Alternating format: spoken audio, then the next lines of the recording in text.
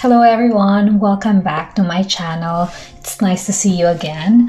If you're new here, hi, I'm Luz. This video is for international students who needs to extend their Canadian study permit and their spouse's open work permit at the same time. In a span of 2 years, we extended 3 times.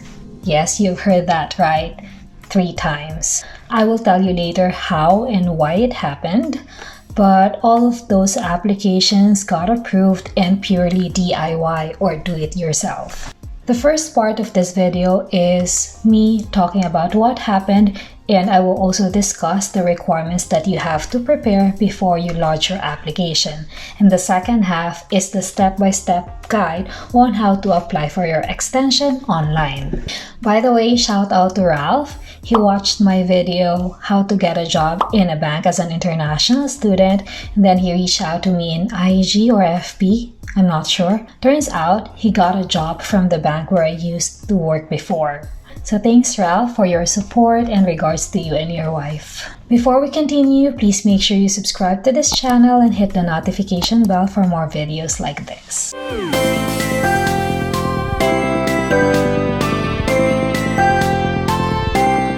Okay, the reason why I extended for the first time is because I deferred my intake because of the pandemic. I was supposed to start my studies in fall of 2020, but because of the pandemic, we decided to delay it to winter of 2021.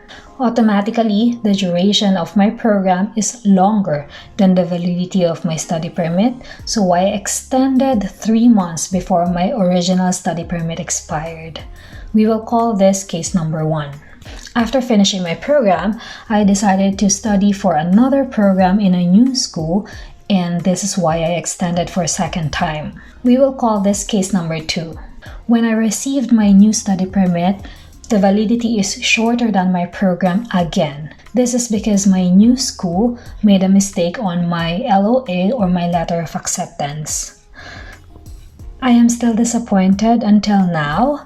But what can you do? We had no choice, but we had to extend again. This one we will call case number 3.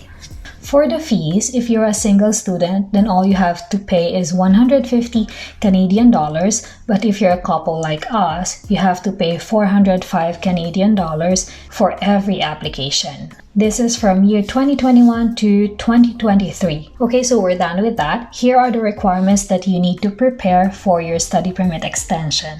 Number 1 is your LOA or your letter of acceptance. For case number 1 and case number 3, all you have to submit is the current study permit that you have. But for case number 2, you have to provide the LOA for your next program. Number 2 is enrollment verification. This only applies to case number 1 and case number 3. This is to prove that you are really enrolled in your program and you just need an extension to complete your studies. It depends on your school if they will charge for this. For my first school, it was totally free, but for my second school, they charged me $10 for this document. Number 3 is proof of funds. You still need to show the immigration officer that you're capable of supporting yourself while you're here in Canada.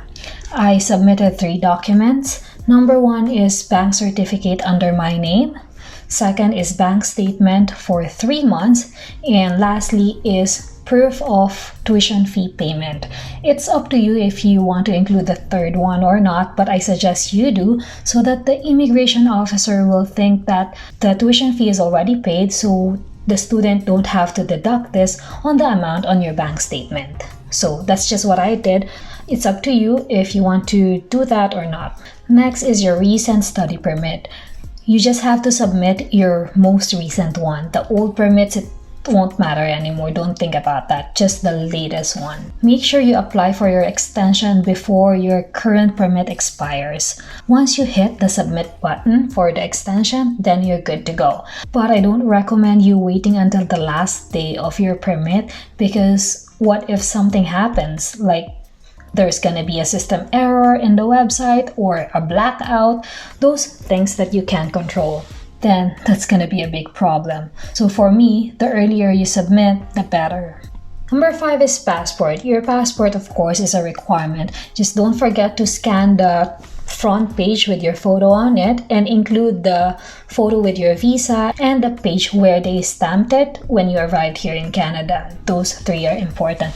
Next is Immigration Form 5709. This is an application form to extend your stay here in Canada as a student. You will get this form from the IRCC website. Next is your marriage certificate. They will be asking for this as a proof of relationship with your open work permit holder. Number 8 is Statement of Purpose or Letter of Intent. This is a letter where you will tell them what happened and why are you extending your permit. I just submitted an SOP on case number 3 so that they will have a clear understanding on why am I extending again. I just wrote there, I need an extension because of this. This is my incorrect LOA. This is the correct LOA. This is the email from the school, so that it's easy for them to decide, okay, this is a valid reason. Let's go ahead and extend this. I mean, that's what I'm thinking. But for case number 1 and case number 2, I did not submit any SOP at all, just on case number 3. It's up to you if you want to create a letter, but if you're extending, I think it's kind of automatic, so no need. My case was just so special on case number 3, so that's why I decided to create an SOP. And then lastly is the passport photo. You have to submit an updated passport photo every time you apply. So those are my requirements. I have a lot because I am the principal applicant. But for Audrey, he just needs the following. Number 1 is his most recent work permit, Immigration Form 5710. This is his application form to extend his stay in Canada as a worker. Next is Immigration Form 5713. This is for use of family representative for online application, since I will be accessing his application. So I need his consent. Lastly is his passport and his photo, updated photo.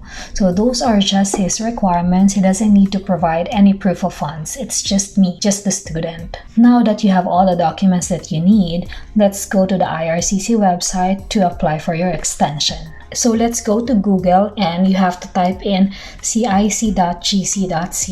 Please use Google Chrome because when I use Safari, I always get logged out of the website. So I always use Google Chrome whenever I use this website. So again, cic.gc.ca and then choose English. So this is the homepage of the IRCC website. Just go down and click on this link, sign in or create an account to apply online. So once you hit that, we have here several options. I do have a GC key because when I applied for my first study permit here, I created this one. If you don't have an account, just go ahead and register, or if you forgot your password, go ahead and sign in with a partner. So I am assuming that in this case, we all have our GC key and we know our password. So just log in and type in your username and of course your password. Then sign in. Terms and conditions, hit I accept. This is the security questions that I set up when I registered for this website. On this page, you will see all the applications that you've made. I've made a lot already, so you will see everything here. And then when you scroll down, you will see here all the applications that you haven't submitted. So all you have to do is go down again and you can see this start an application. Hit this apply to come to Canada. For the personal reference code, we don't have one, so let's go down. I do not have personal reference code. So determine your eligibility and apply online. Choose this one. Visitor visa, study, and or work permit. They will be asking you some questions. What would you like to do in Canada? Study? How long are you planning to stay in Canada? It's more than 6 months. My program was more than 6 months, so that's what I chose. Select the code that matches the one on your passport. So I have a Philippine passport. Just type in PHL. What is your current country, territory of residence? If you are presently in Canada, you should select Canada. So let's select Canada. Do you have a family member who is Canadian citizen or permanent resident and is 18 years old or older? No. What is your date of birth? Let's use the one that I use for Wes. Okay, and then hit next. Are you a lawful PR of United States? No. Hit next. If you chose yes on that one, they will be asking you for like a social insurance number in United States. What is your current immigration status in Canada? I was a student, so student. What is your marital status? Married. What is your province or territory of destination? I chose BC because I'm already here and I've been here ever since I arrived. So here are my results. I can apply for an extension of my study permit or a TRV or a visitor visa. Choose the first one. We'll be extending your study permit. So here they're just telling you that you have to create your personal checklist and they will be asking you some more questions. It's fine, just hit continue. Okay, are you accompanying a family member who has status in Canada? Yes, I have OG. So do you also want to apply for a work permit? So no, I don't have a co-op work permit. Co-op is like a practicum or an on-the-job training. Hit next. When does your status expire in Canada? It's April now, so let's see. 2023. Let's say my permit will expire in July 1st, for example. Next. Have you had a medical exam in the past 12 months? I haven't. So hit on next. So here it's saying that you need a medical exam if you live for more than 6 months outside Canada, or you intend to work in any of the following jobs. I think this is mostly health related jobs. So I'm not working in these categories. Do you fit into one of these categories? No. Hit next. Do you want to submit an application for a family member? Yes. If it's just you, select no. Okay, so here they're saying that if you're gonna submit for your family members, start with your spouse first and then your kids will be next. What country does your family member live in? He's in Canada. So if you find the questions confusing, just hit on this question mark. If you hit on that one, it will tell you what is it about. This is the country where your family member is living in right now. So off the bat, you would know the answer to this one. Which country issued your family member's passport? Philippines as well. Hit next. Is your family member a permanent resident of the United States? No. Next. What is your family member's current marital status? He's also married. What is your family member's date of birth? Let's make him older. Let's say 1980, December 1. Where will your family member be staying in Canada? Same with mine, British Columbia. What is your family member's immigration status? He's a worker. Next. What does your family member want to do in Canada? So choose the second one. Apply for or extend an open work permit. Okay. Does your family want to restore their status in Canada? No. If you don't know what this is, again, just hit on this one. We haven't had any expired permit. No is the answer to this one. Okay, has your family member had a medical exam? No. Hit next. Same question as earlier, so he doesn't fit into these categories. Hit no. Then next, does your family member want to work in the following jobs? No again. Next. In the past 10 years, has your family member given their biometrics? Yes, we did this before we arrived here in Canada.